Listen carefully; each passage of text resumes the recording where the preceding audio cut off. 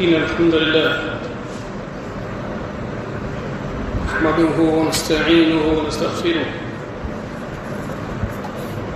ونعوذ بالله من شرور أنفسنا ومن سيئات أعمالنا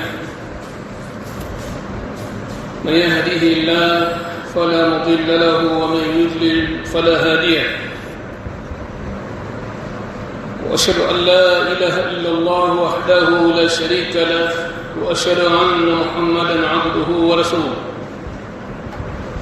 صلى الله عليه وعلى آله وصحبه وسلم تسليما مزيدا. أما بعد فإن أصدق الحديث كتاب الله وخير الهدي هدي محمد صلى الله عليه وسلم وشر الأمور محدثاتها وكل محدثة بدعة وكل بدعة ضلالة وكل ضلالة في النار. قال تبارك وتعالى: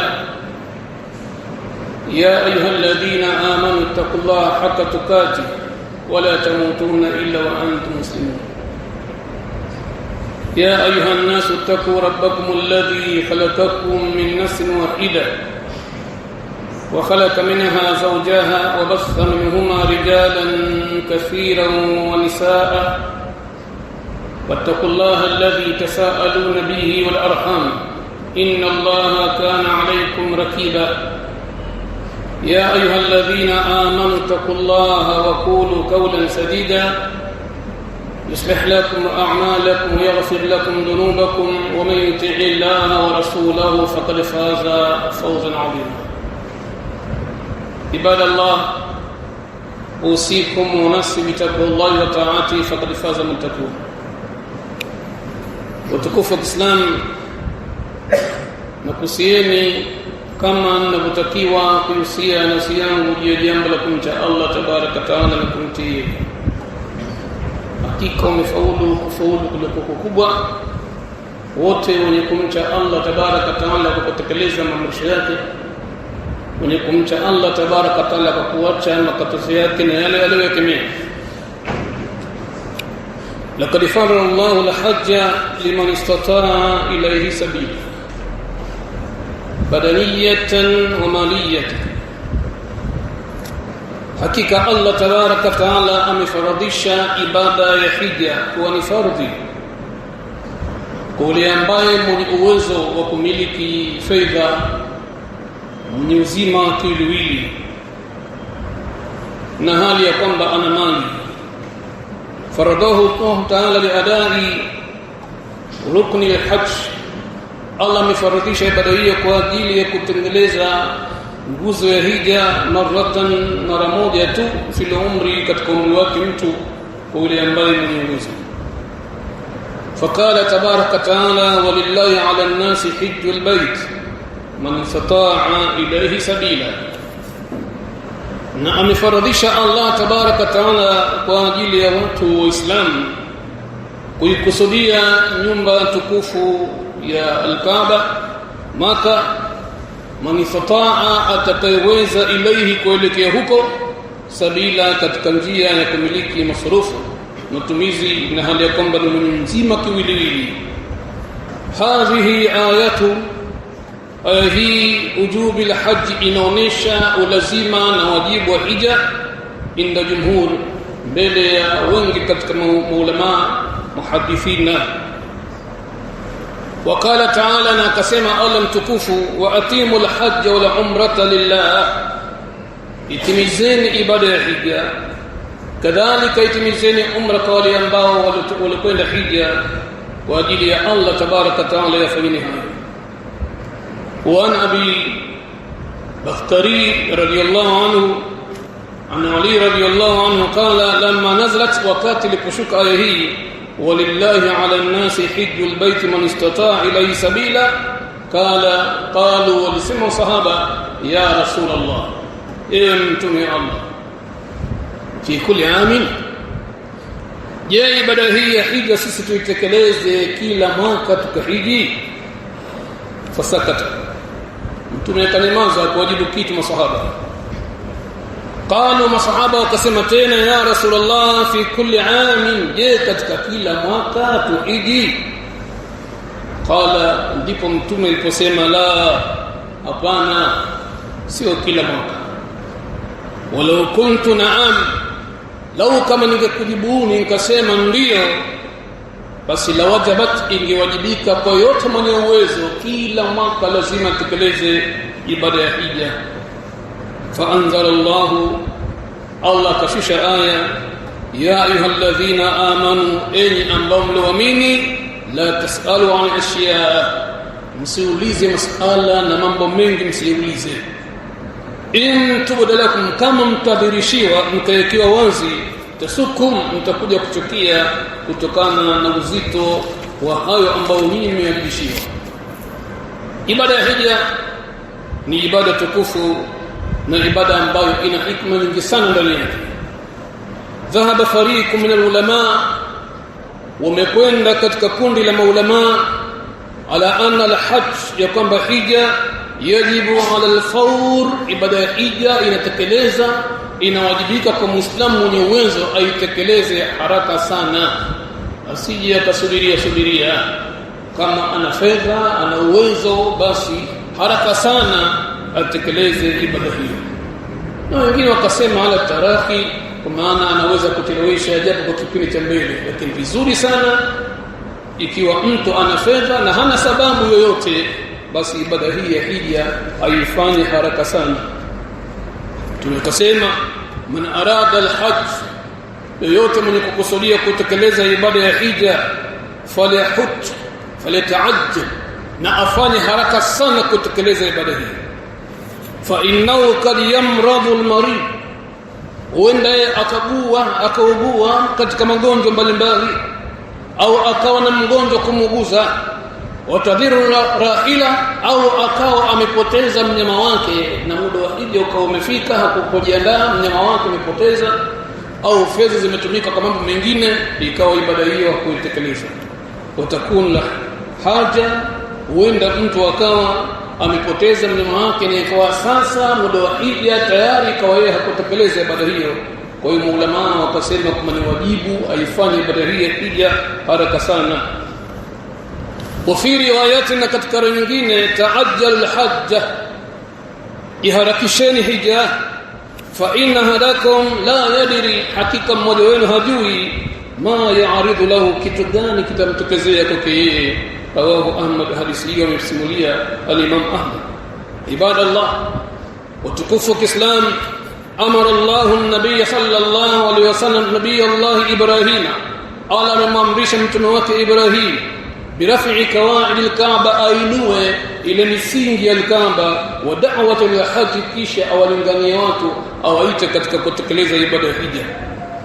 Faqala ta'ala, ndipo Allah aliposema, waadhin fi an-nas, baada ya kuinua ile misingi ya al-Kaaba, Allah akamwambia Ibrahim, watangazie ewe Ibrahim watangazie watu bilhaji, kutekeleza ibada hii ya hija, ewe Ibrahim. Yatuka rijalan, watu watakujilia kwa miguu, wala kulli dhamirin, na wengine watakuja juu ya kila mnyama aliyekonda, yatina min kulli fajjin amikin, watakuja watu kutoka katika njia za mbali sana kabisa. Min kulli fajjin ay min kulli tariqin, amikin ay ba'id, watakuja katika njia za mbali, waite wa Ibrahim. Qala Ibrahim, ya Rabb, Nabii Ibrahim akasema, ay Mola wangu, kaifa uballighu an-nas, vipi nitaweza kuwafikishia watu hali ya kwamba wako mbali sana. Kaifa uballighu an-nas wa sauti la yanfidhuhum, vipi nitaweza kuwafikishia watu hali ya kwamba sauti yangu mimi haifiki kwa watu. Faqila nadin wa alaina al-balagh, Allah akamwambia, ewe Ibrahimu, wewe waite watu tu, na sisi ni juu yetu kuwafikishia watu ujumbe huu wa hija. Ndio maana utaona leo hii watu wanatoka sehemu mbalimbali ulimwenguni kwa ajili ya kutekeleza ibada tukufu ya hija. Na kuna hikma zake nyingi tu katika ibada hiyo, kuna hikma zake nyingi. Allah sababu ya kumwinua misingi ya nyumba hii, Allah alikuwa anajua fika kwamba pale watakwenda watu mataifa tofauti. Na kuna hikma kubwa sana ya Uislamu kuitwa pale hapa. Moja katika hikma yake ni kuondoa ule mparaganyiko na mgawanyiko wa Uislamu, waislamu wawe katika kitu kimoja, wa'tasimu bihablillahi jami'an wala tafarraqu, shikamaneni nyote nyinyi katika amri za Allah, Qur'ani na Sunna, nyote msije mkafarikiana katika Qur'an wala msije mkafarikiana katika hadithi za Mtume sallallahu alaihi wasallam, wala tafarraqu, wala msifarikiane katika Uislamu. أقول قولي هذا واستغفر الله لي ولكم وسائر المؤمنين والمؤمنات إنه لغفور رحيم والبر الكريم. الحمد لله رب العالمين، والصلاة والسلام أتمان أكملان على خاتم النبيين وإمام المرسلين وعلى آله وصحابته طيبين طاهرين ومن سلك سبيلهم وترسم خطاهم ونهج مناهجهم إلى يوم الدين. وإذ يرفع إبراهيم القواعد من البيت، kumbuka habari hii ewe Muhammad, wakati ule alipoinua Ibrahimu alayhi salam misingi ya nyumba ya Kaaba, wa Ismailu pamoja na mwanawe Ismail, wakati wanainua misingi yake wanaijenga nyumba hiyo, wakawa ni wenye kuomba dua, Rabbana takabbal minna, e Mola wetu tukubalie sisi amali zetu njema, innaka antas samiu, hakika wewe Allah ni mwenye kusikia maombi ya waja wako, al-alimu, na ni mjuzi wa kila kitu. Wal hikmatu fi arkanil hajj, na moja katika hikma ya nguzo ya hija enyi Waislamu, hiya ihya'u sha'irillah, ni kuhuisha zile alama za Allah tabaraka taala alizoweka ardhini hapa duniani zenye kujulisha uwezo wake mkubwa wa Allah tabaraka taala. Hikma yake Allah akaweka ibada hiyo ya hija kila wakati na kila mwaka, watu wahuishe, watu wajikumbushe ibada hiyo ili wapate kufahamu vizuri sheria na alama za Allah tabaraka taala. وقد أتم النبي صلى الله عليه وسلم بالإحياء بتطهير الكعبة، jambo hilo limetimia kwa Mtume sallallahu alaihi wasallam pale alipoitaharisha al-Kaaba min al-asnam, kutokana masanamu 360 yaliyozunguka ndani ya al-Kaaba, nje na ndani, yote Mtume akayavunja, nyumba ile al-Kaaba akaiakia ikiwa safi kabisa.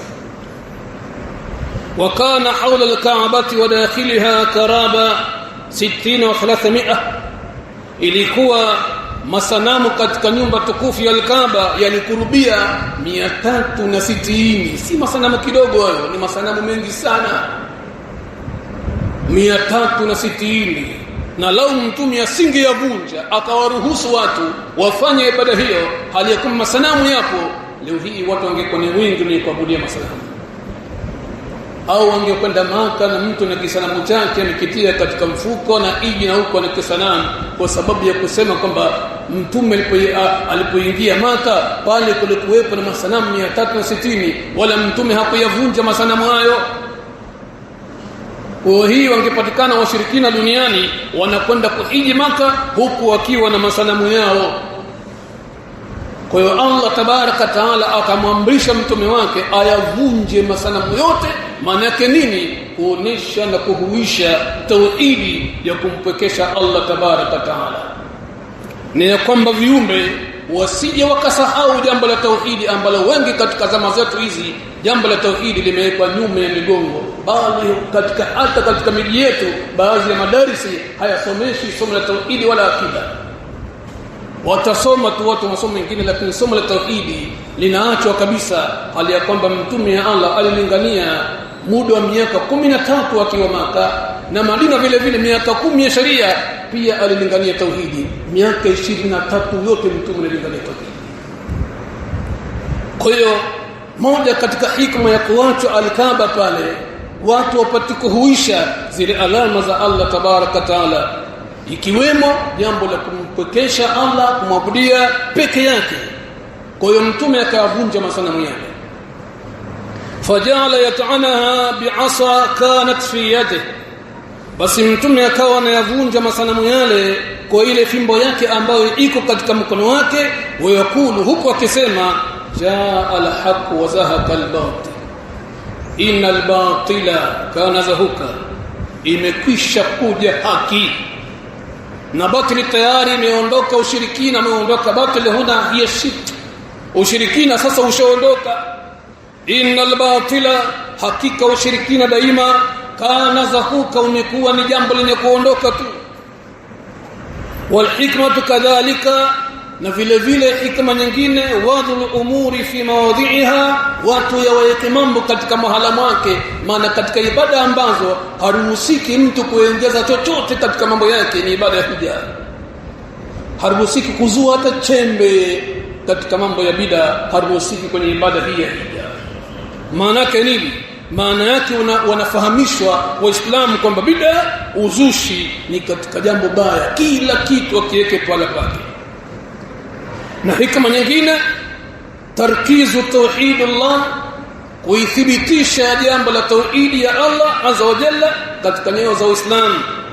Wal ikhlasu liibada, na kusudia ibada wanazifanya lillahi tabaraka taala, kwa ajili ya Allah peke yake. Wal istiqamatu ala dinihi, na wasimame watu katika dini ya Allah tabaraka taala. Makafiri wanajua umuhimu wa ibada hii. Enyi Waislamu, ibada ya hija ni katika ibada bora sana ambayo ni kuunganisha watu. Ibada ya hija inawafanya watu wa tauhidi wajielewe, wajitambue nini wanafanya ibada ya hija. Huenda ukaona jambo la masara sana, na baadhi ya Waislamu akachukulia ni jambo jepesi sana. Ibada ya hija si jambo la jepesi hata kidogo. Kwa matokeo yenye kuendelea duniani hivi leo, lau maulama wasingekaa wakasimama barabara katika kulingania akida sahihi, leo hii ibada ya hija ingekuwa hakuna. Kwa sababu ya vita vyenye kuendelea kati ya Irani na Marekani, ibada ya hija ingekuwa haipo. Na baadhi ya watu wa serikali ya mamlaka Arabia Saudia walikaa kitako, wakasema wasitishe katika mwaka huu ibada ya hija isiwepo, kutokana na vita kati ya Marekani na Iran, kwa sababu athari zake zimeenea katika jaziratul Arabi, Kuwait, Syria, Maka na Madina na baadhi ya sehemu nyingine za Arabuni. Athari ya vita imekuwa ni kubwa mno, athari ya vita imekuwa ni kubwa mno. Na ndani ya kipindi hichi ambapo mahujaji tayari washaondoka, tayari bado vita imezuka upya, imezima kidogo tu, imezuka upya tena. Trump akaiomba serikali ya Saudia ruhusa ya kutumia kambi zake zilizoko katika Saudia kuipiga Irani. Wa Saudi hilo wamelikataa, wakamwambia kwamba hivi sasa kuna mahujaji tayari washaingia Maka na wengine wanaendelea kuingia. Lau kama tutakuruhusu utumie kambi hapa kuipiga Irani, mashia hawa na hawa hawaaminiki wala hawaheshimu chochote katika dini, huenda wakavurumisha makombora kutoka Irani kuingia Saudia, kwa hiyo mkaharibika ibada nzima ya hija. Kwa hiyo sisi haturuhusu kambi zako kutumika hapa kuwapiga Irani. Matangazo ambayo yametoka ndani ya siku mbili hizi. Lau kama Saudia ingeruhusu tu, na Marekani lengo lao wanajua, sababu ni Yahudi ni kuharibu Uislamu katika ulimwengu. Kwa hiyo wangetumia kambi zile wakaipiga Irani vibaya sana, na Irani wasingejali kwa sababu ni mashia, ni marafidha, wangerusha makombora katika miji mitukufu. Kwa hiyo pale ingekuwa hamkani, kutoelewana, na huenda kwingine watu kamba rudini katika miji yenu. Hakuna ibada ya hija mwaka huu. Kwa hiyo ibada ya hija ni ibada muhimu sana yenye kuwajenga watu katika tauhid. Inawakusanya watu wote, waumini wote, na wakusanya katika mji mmoja. Zama baadhi almustashirikina, mmoja katika watu mustashirikuna makafiri orientalism, yeye amesema anna alhajja laysa sha'iratan ilahiyya. Anadai kwamba hija sio ibada wala si alama ya kiungu, kafiri, bal huwa bid'atun. Akasema bali hija ni uzushi, ihtara'aha alwaham alarabi, wameizusha ibada hiyo wale wakubwa wa Kiarabu wa zamani, ndio waliozusha ibada hii. Si kama hawafahamu wale kama ni ibada ya Allah. Mustashirikuna ni watu wasomi, wanaelewa kila kitu, lakini alikuwa anakusudia hapo tashtiq almuslimina fi ibadati alhajj, kuwatia shaka Uislamu katika ibada ya hija. Hiyo Uislamu wanashaka, basi itakuwa si ibada kitu hii, na wakiwacha ibada hiyo ambayo ni fardhi kama mtu yote mwenye uwezo, maana yake watu hao wataingia katika makasiriko na ghadhabu za Allah kubwa, kwa sababu ya kuacha nguzo miongoni katika nguzo za Kiislamu, nao ni kuhiji ibada ya hija. Kwa hiyo maulama wa Kiislamu wakishauri mamlaka ya Arabia Saudia kwamba tusiruhusu kambi za Marekani ambazo ziko hapa Saudia kuipiga Iran, kwa sababu tutakuja kuchafua na kuharibu ibada ya hija hapa. Kwa hiyo ni katika neema ambayo ni kubwa sana. Ibada ya hija ni katika sha'airillah, ni katika alama za Allah tabaraka taala. Wa man yu'azzim sha'airillah fa innaha min taqwa alqulub, ni kutukuza alama za Allah, huo ni katika ucha Mungu. Ni Allahumma salli ala Muhammad wa ala Muhammad kama sallaita ala Ibrahim wa ala ali Ibrahim wa barik ala Muhammad wa ala ali Muhammad kama barakta ala Ibrahim wa ala ali Ibrahim في العالمين إنك حميد مجيد. قوموا إلى صلاتكم يرحمكم الله وأقيموا الصلاة.